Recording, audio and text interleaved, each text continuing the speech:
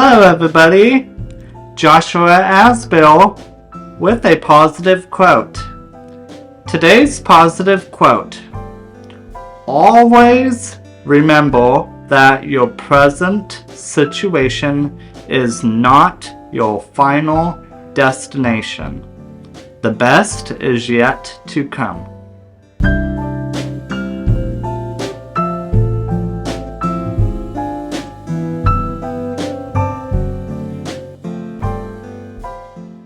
Hey everybody, welcome to Monday. Happy Monday. Yay! It's still Monday.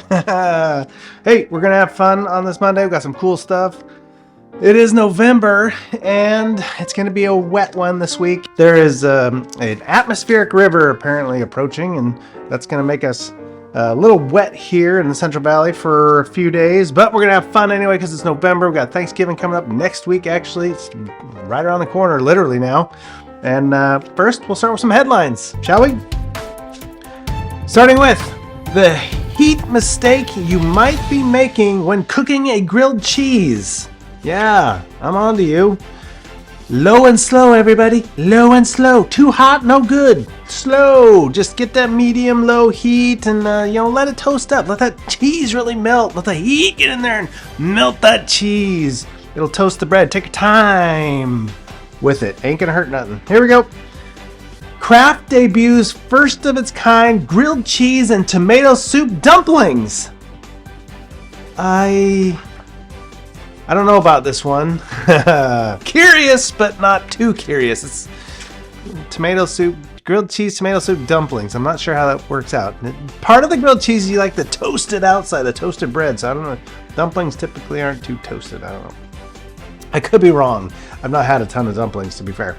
Moving on, the movie Elf is coming back to select theaters to celebrate its 20th anniversary. Yeah, I can't believe it was 20 years ago it came out. But I read the article to see, hey, where's it going to be? It didn't say in the article, so they haven't announced it yet. But it is going to be on a bunch of streaming services. You can probably check it out there. But it's kind of cool to see the old movies in the theaters again. So check local listings. I'm sure it'll show up somewhere. I mean, Modesto's got a pretty nice theater, so it might show up here. You never know. All right, moving right along. It is Monday. It is the Thanksgiving holiday time. And last week, I gave you the very weird, historical fact about Thanksgiving that was that it was the inspiration for TV dinners. Well, there are a bunch of weird facts about Thanksgiving that I didn't know about. So once I found that one, I was like, I gotta go on a hunt. And I found a whole bunch. Yeah, so let's cruise through those real fast here because they're pretty interesting. Starting with number one, Thanksgiving used to look like Halloween. Yeah, kids used to get dressed up on Thanksgiving and cruise around and get snacks and stuff like that. Yeah, it was very popular in New York, Los Angeles, and Chicago. It was in New York. They changed the name of Thanksgiving to actually Ragamuffin Day for a little while. That was very interesting. Yes. Number two, there are three, count them, three real cities that are called Turkey. Yeah, three real cities. One in Texas, one in Kentucky, one in North Carolina. The Thanksgiving-themed town names include Pilgrim, Michigan, Cranberry in Pennsylvania, and amusingly named Yum Yum in Tennessee. Okay, well, hey, where do you live? Yum Yum. What? All right, number three, the author of Mary Had a Little Lamb is responsible for making Thanksgiving a national holiday. Yeah, she petitioned. Who was it here? She petitioned. She wrote to somebody. Actually, Thanksgiving fell out of love in the 1800s, late 1700s and 1800s. Sarah wanted to bring it back. She wrote letters petitioning various different presidents to bring it back, and eventually Abraham Lincoln did do that in 1863. President Lincoln issued the proclamation. However, Thanksgiving did not officially have a set date for the fourth Thursday of every month until 1941. So that's not that long ago, actually. So crazy, though. Number four, Macy's Thanksgiving Day Parade balloons used to float off all willy-nilly into the sky. Well, because they were just basic balloons, not the the big ones. So they were just throw it away. Yep, one and done. I mean, some of them are still one and done because they just kind of some of the balloons, blah blah blah. Some of the balloons they actually make just for each year. Some come back every year. So it just depends on their popularity. Number 5, turkey does not make you tired. This is a myth. It has been proven that it does not make you tired. In fact, you can look it up on WebMD and they will explain it to you. You feel exhausted and because you've ate an ungodly amount of carbohydrates. You ate a whole bunch of carbohydrates and that did it, not the turkey. Stop blaming the turkey. We already did enough to damage the turkey. You know what I mean? All right, number 6.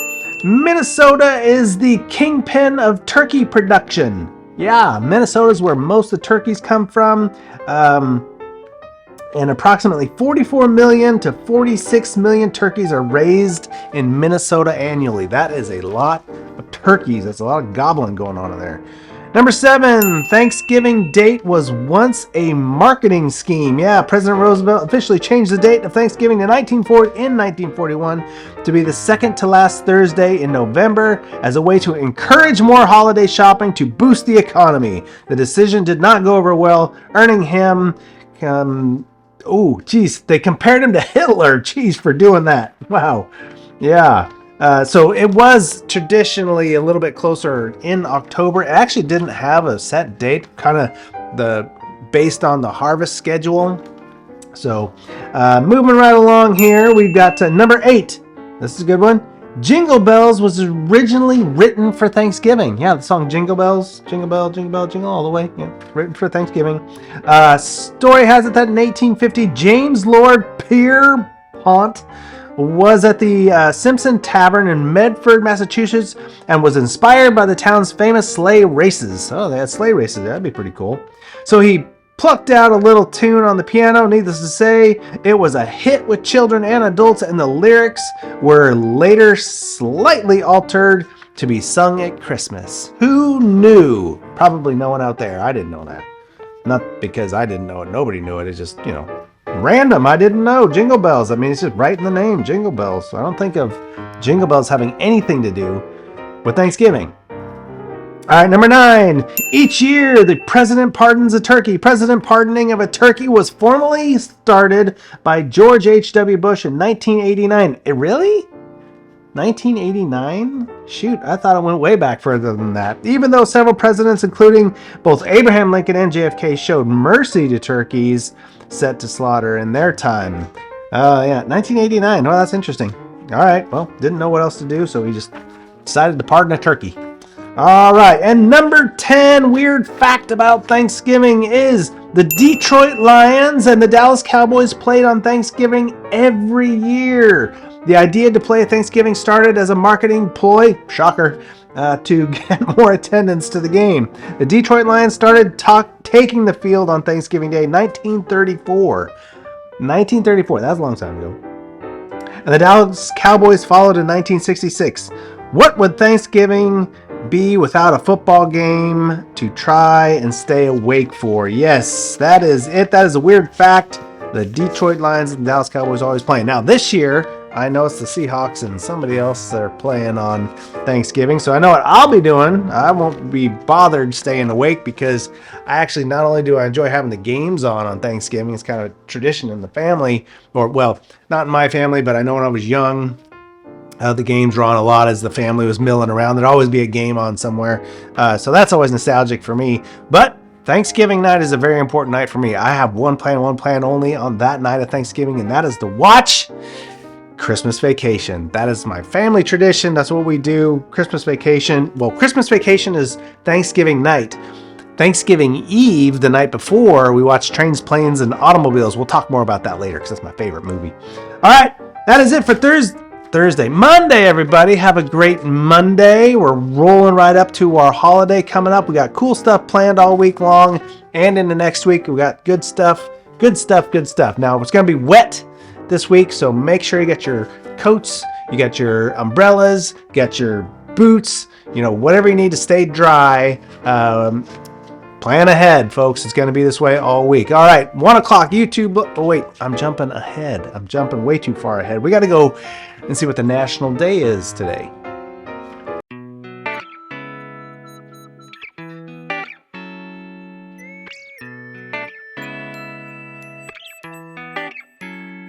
Happy Monday, everybody. Look who it is. It is Clayton, not Gabrielle. Oh, I have to do her national days of this week because I lost a bet. I bet on the Indianapolis Colts, and guess what? They usually always lose, so guess what? I have to do this. So, it is Monday, 11/13, and today's national day of is something actually super important. I feel I do an okay job at this. It is World Kindness Day. World Kindness. You know, we have to be kind to each other, right? You know, just like back in the 80s when you'd rent a movie, it'd be kind, rewind. So the person who rented the movie after you wouldn't have to rewind the movie to watch it first. See, kindness, it exists everywhere.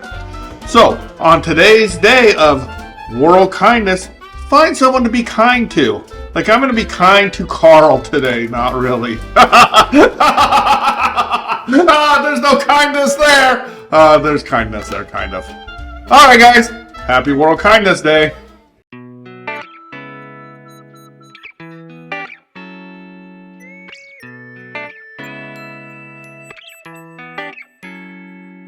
All right, very good, as always. And back in the bearded past was Zach.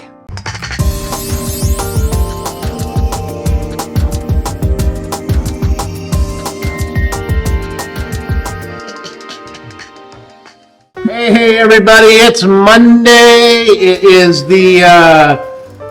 what is Monday? Oh boy. Oh man, we had Gabe in here a minute ago, and he knew exactly what day it is.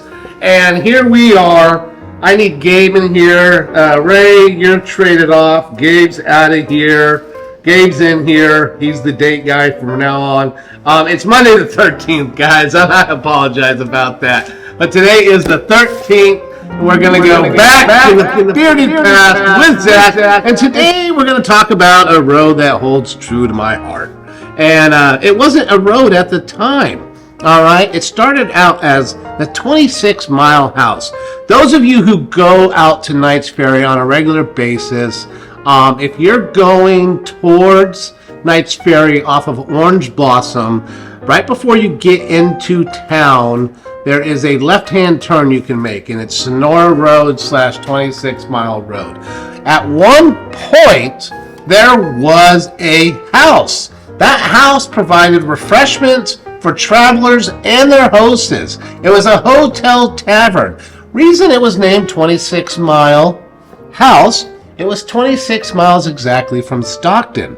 Stockton being a key city because of the ports. All right, you got to remember, a lot of stuff's going into Stockton at this time in history, not into Modesto, because the port, the delta, the waterway, that was still a heavy way of transportation. The trains eventually started offsetting, or no, I'm sorry, the trains added that, and that's why Modesto started, and Fresno, and some of these other rail cities. But in the beginning, it was all about getting to Stockton, you guys. And so what they would do is they would go down to this place here. Now, eventually what ends up happening is there still is actually, if those of you had the opportunity to go out behind Woodward Reservoir off of 26-mile road, there's a town by the name of Eugene. They actually held the oldest one-room schoolhouse in the county up until 1969. Eugene, it's a tiny little town. I think it's got like a population of maybe 5. Seriously, it's ridiculously small. And that 26-mile house, well, that eventually is now 26-mile road. I used to drive on that road all the time as a youngster. It was a good way to escape parents and all the rest of the world. And so we would take lots of drives into the country out there and a lot of fun places to drive to. And that was a road. And you know, I remember being on that road many times and always kind of wondered, why 26-mile road? Well, here it is. It's because it was a place that provided rest and refreshments. Now, there were some other stops along this way. So there was this, and then there was the... and also, too, it was also part of a stage line. It was on the Kelly and Reynolds stage line, and it carried many would-be millionaires to the newly discovered southern mines. 2 Irish immigrants, M.J. Dooley and Mr. Dillon, they built a stable on this site. Okay, so when you guys had gold rushes or mine rushes, all these rushes, there had to be a businessman involved, right? Because the gold's going to go away. The businessman, though, who's supplying everything to these people running in, they a lot of times became the richest men around. Well, I'm sure these guys did pretty well down the road. But yes, so good idea for these two gentlemen. Make money off those who are going to go make money, right? And yeah, guys, this area is all an area that you can go travel. You know, you ever get an opportunity to go out or have a friend with a car, or you drive yourself, or you want to tell your family to go on a nice drive somewhere, I recommend it, honestly. It's a lot of fun. It's a nice drive, and definitely check it out. Like I said, it's got some history. Remember, Stagecoach used to run down that road, and pretty crazy, pretty crazy. All right, guys, take care. Enjoy your Monday, man. Bye.